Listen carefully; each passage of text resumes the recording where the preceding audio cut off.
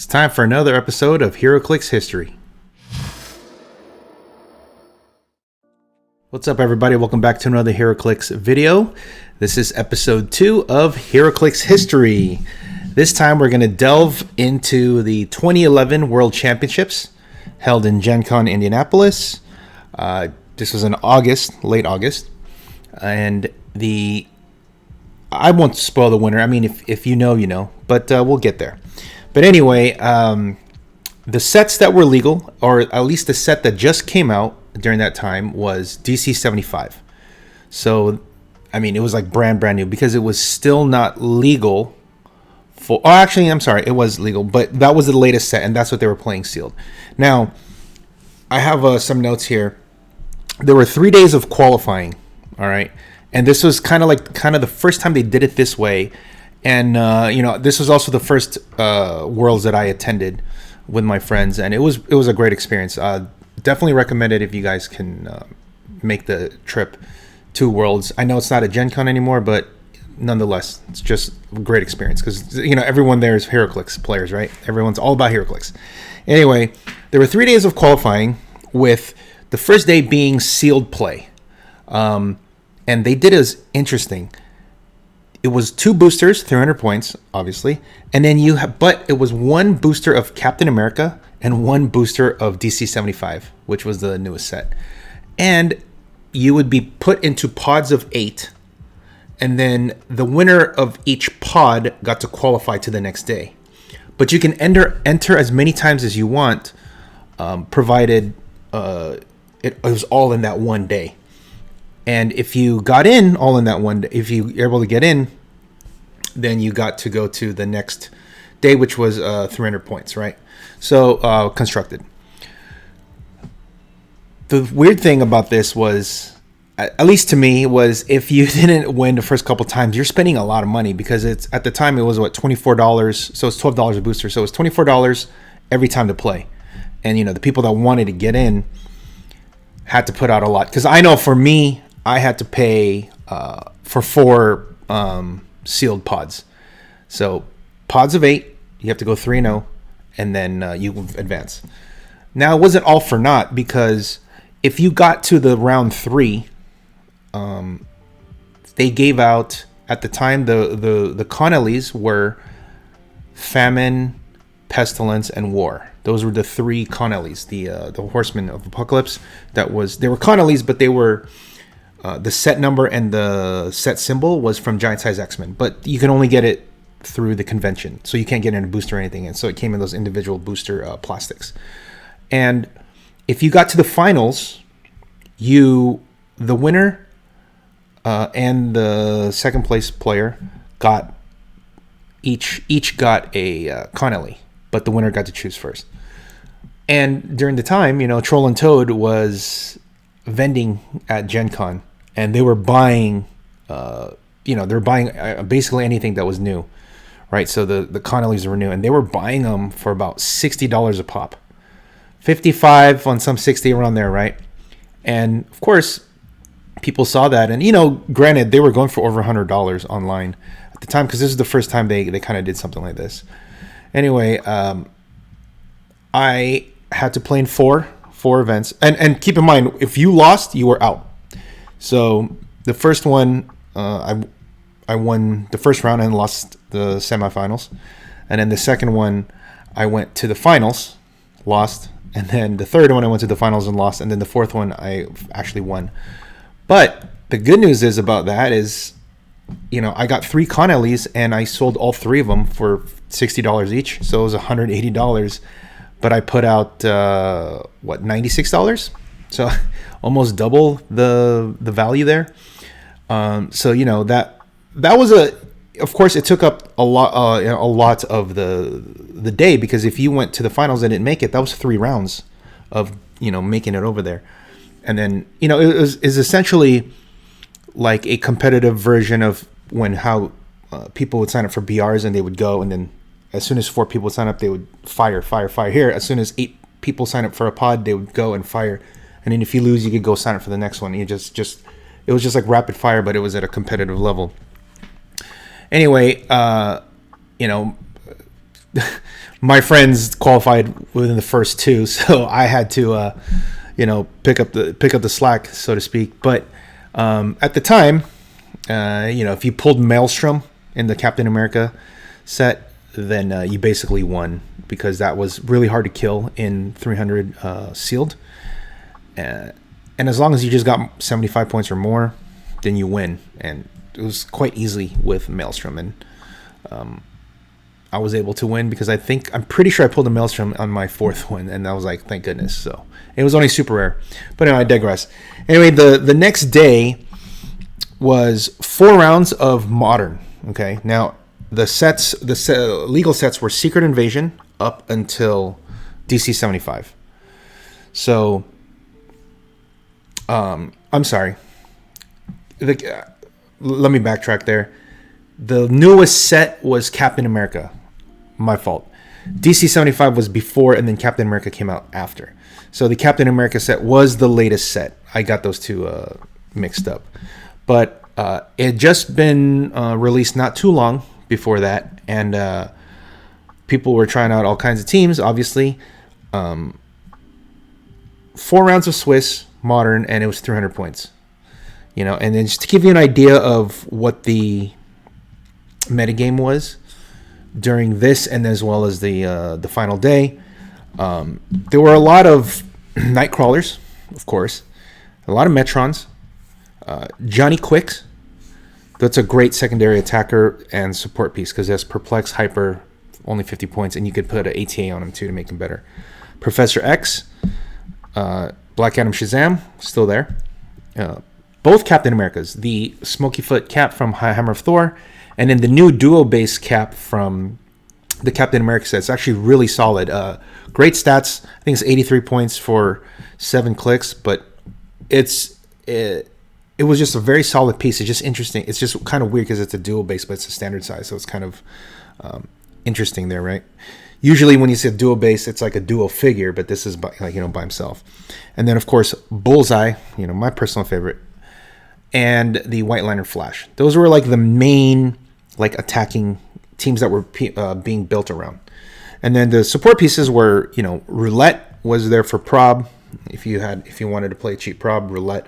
It's weird to say this, but for like 30 something points, that's the cheapest. All she did was prob, nothing else. Nowadays, you're looking at 25 points, and they still do something. Perplex. The Perplexers were Diana Prince, the Ellie from Brave and the Bold. Cypher, which was a great piece because he also has an effect where I think your whole team can get like a team ability from your opponent. So if they have Mystics, your whole team will have Mystics, something like that. And then J. Jonah Jameson, 26 points Perplex. It's okay, right? It's good now, but he did absolutely nothing. Now you still have Perplexers that can still do stuff, right? And then for Outwit, there was Leech from Giant Size X-Men. And he also has a secondary trait where it prevents people from doing power actions within 6. So that was also a control piece that you would play. Some people play along with Metron, and Metron will just shoot from there. And then the Taxi was still Lightspeed from the previous year. Still a great Taxi, during this time. And then, miscellaneous pieces like Support was Nurse. You still quite a bit of Nurse just because it's 10 points, and if you can retreat and heal, why not? Even though she's only 7 attack. But if you hit it, you heal. So there was 4 rounds of Swiss, and you needed to go 3-1 or better to make it to the next day. And then the next day, I'm sorry, it wasn't even 3 rounds. For the most part, you needed to be 3-1 or better. And I think there were some people that were 2-2, I forget. But it was a cut to 16 from this portion. And just to give you an idea of like some of the players that were there, I made it, so I was really excited for that. But George Masu, the defending champ, was there. He made it. Daniel Joins, 2-time world champ. Dustin Hall, if anybody knows from the West Coast, Vegas clicks, this guy's a beast. This guy's like him and Roland Wellington are like 2 of the best players that I've ever seen, this side. And of course, Alan Mason, the runner-up from last year, was in there. Rob Barazal, of course, the Hall of Famer, he was there last year as well. John Rowe, who was the U.S. national champion at this time, the defending U.S. national champion, or recently crowned U.S. national champion, and for his part, he got to automatically qualify for the top 16. That's how it was back then. And then there was a Victor Silva who came all the way from Brazil. So kudos to him for making it all. And of course, Ed Arnold Berkowitz, these like mainstays of these old school players, Hall of Famer. And then Tim Bold is one of the guys who made the Devil Dinosaur figure. So a little bit of a little trivia there. So he's another top player. But that was I believe Friday, because I think the qualifying was Thursday and then Friday and then Saturday was the day that it was top 16. But when you made it to the top 16, everybody got a Connelly, right? Actually, no, it wasn't even a Connelly. I'm sorry. You got a chase. You either got a chase from the Captain America set or a chase from the DC-75, and it came in the actual individual plastic. And then the next day was a top 16, and this is interesting way how they do this. It's 2 rounds with a cut to top 8. So if you basically go 2-0, you'll be in the top 8 already, but that's only 4 players. So then the other 4 people will be whoever went 1-on-1. So during this portion, the finals day, I have some stats for the type of teams that were being played there. There were 5 Nightcrawler teams, 7 Metron teams, 4 Johnny Quick teams. Or I'm sorry, there were 7 Metron teams, 5 Nightcrawlers. Some of them were together. And Johnny Quick could also be on those teams. But there were 4 Johnny Quick. There was a Professor X, Black Adam Shazam, one of each of the Captain Americas, Bullseye, Flash. And then in the top 4, sorry, I'm going to jump to show a little bit of the teams here. So for me, I went I lost the first round to Alan Mason. I killed a nurse and he killed a Johnny Quick, and then we just ran around the whole game. I think I hit his Metron down to the Super Sense click, and then he just started phasing away, and I just couldn't catch him anymore. So he pulled that out, and I won my next round, but I didn't have enough points to be in the top 8. So the top 4, let's just look at the top 4, was in 4th place was Ed Arnold Berkowitz. He had a martial artist team, and martial artists were really big at the time. Keep in mind that this is back then, so if there's anything more than like 4 characters, it's considered a swarm team, right? So he had a martial artist team with Nightcrawler, Captain America from Hammer of Thor, Iron Fist, Mask Killer, and then Yellow Lantern and Crimson Gem as the objects. This was your quintessential Nightcrawler type team where you go out there, hit them, pull them back, and then hit them to the kill box. So these were what you called the kill box teams back then. You really can't do that now because there's no one that kind of drags them back into the kill box. Maybe they might do that in the future, but as of now, you really can't do that anymore. And that was kind of one of the reasons why Nightcrawler was like really close to just making the game metagame degenerate. Anyway, the 3rd place was Rob Barzal, and his team was Bullseye, Question, Johnny Quick, Taro, Parademon, Grunt, and then Thunderbolt's AT on Bullseye. And he has a Crimson Gem and the Black Lantern. You can see Johnny Quick is here again, and Bullseye. Bullseye is a solid main attacker. His team is just, it's a non-theme, but basically just a bunch of the top, pieces. Because Question was a pseudo perplexer, outwitter. Johnny Quick's your hypersonic secondary attacker, perplex. Tara has prob, or she can roll and do a lot of weird stuff. And Parademon Grunt's your taxi, and then of course the objects. And then in the final game, which I'll link, which I actually recorded this one, and I was the only one who was able to record this. So because coverage back then, even until now, is very, very spotty, choppy, just sparse. So I was able to record it. And the finals was between John Rowe, the U.S. national champion, and Daniel Joins. Both of them were rocking a Metron team, but Daniel Joins was playing a Nightcrawler with his, while John Rowe was playing Kid Zoom. So they played the same pieces, right? They played Metron, Nurse, and Crimson Gem of Cyttorak. But then the one change was one played Kid Zoom and one played Nightcrawler. And Kid Zoom says other characters can't use hypersonic speed, and he has hypersonic speed. So he's there to counter the metagame, which worked because he went all the way to the finals, and he played this exact team at the U.S. Nationals just a couple months before at Origin in Columbus. So he parlayed that into finals here. And I think he was the only one that was running Kid Zoom, because if you really want to look at Kid Zoom's stats, he's a 9 attack for 87 points, 2 damage. He's not doing anything. So Metron has to do a lot of the heavy lifting, or Kid Zoom is there to pick off the little pieces while Metron just kind of ferries him around. It was a good metagame call because Black Adam Shazam's there, and of course Nightcrawler. But in the end, Daniel Joins pulled out the win because they both picked up the Crimson Gem of Cyttorak.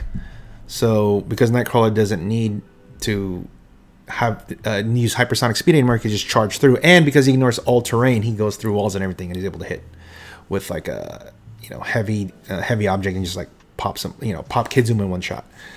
But he was able to win the game. And a couple things to note there,